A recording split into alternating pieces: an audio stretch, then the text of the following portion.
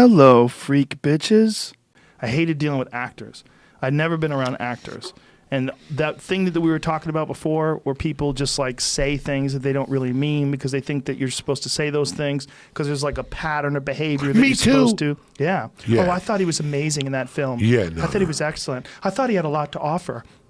I mean, there was a lot of that kind of nonsense out here where I was used to real people. I mean, I mean, for sure I was a flawed person. I mean, for sure I was rough, and I said I didn't have good decorum, like the way I communicated. I was a rough guy. You know, I'd come from fighting and then went right into stand-up, and this is only a few years later I'm doing this. You know, I had my last fight in '89, so this is '94. I mean, this is just a few years after that. I was still very sketchy, you know, so I didn't belong. I felt like I didn't belong there. I felt like I couldn't be myself. Everybody was like reading the Hollywood Reporter and Variety on set. I'm like, what the fuck are you guys reading this shit for? Like, it's like this, it was just, the whole thing to me was like this weird play that people were putting on where everybody was trying to pretend to be something so that they can get auditions. And I remember going on some auditions and dealing with some of those people, casting agents that had all this power over you. And they exhibited it, like they exerted it when you were in the room with them. They didn't communicate with you like you're a person and I'm a person.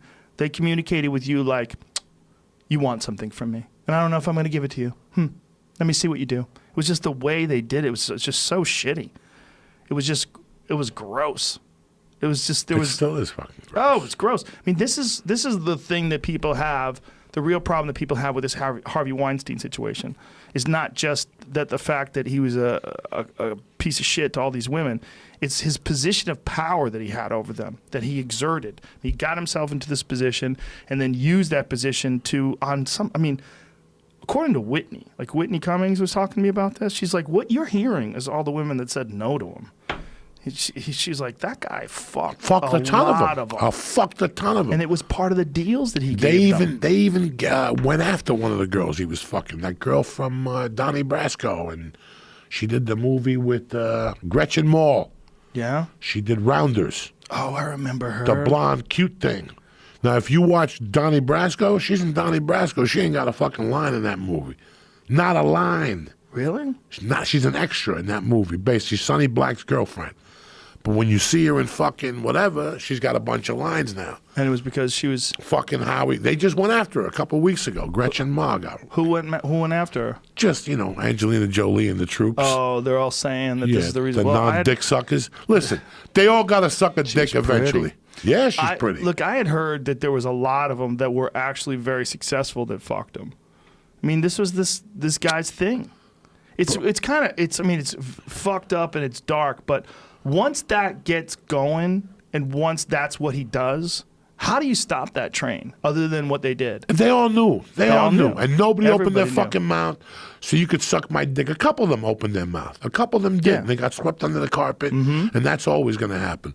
But I'd rather fucking, the rest of these, like Angelina, the rest of these people, listen, I'm over it, brother. I don't want to hear this shit no more. It's amazing. Like, just the bullshit that these people create in their worlds. And you're right. When you go to these casting things and you see these things, you see the fucking bullshit. It pours out of them, man. Well, it's one of the reasons why the people in this town are so crazy. It's because they're insecure to begin with, right? The only reason why anybody becomes an actor, like why people want to be famous, not the only reason, but one of the main reasons why people want to be famous is because at some point in their life they didn't feel valuable. At some point in their life they felt discarded, they felt abused, they felt ignored, and they had this inescapable need for attention, this hole that cannot be filled. And that was the driving force that led them into acting, where they could be on that stage and everyone was looking at them, all eyes on them, while the microphone was on and the words were coming out of their mouth and they were in the play or in the movie or doing stand-up even. It's a lot of the same stuff that propelled you and I. Being ignored as a child, like feeling like you were nothing. And then realizing that when you're on stage, man, then you're something. Like that person up there with the spotlight on them, that person's shining. That's a something person. That's not, I feel like a zero.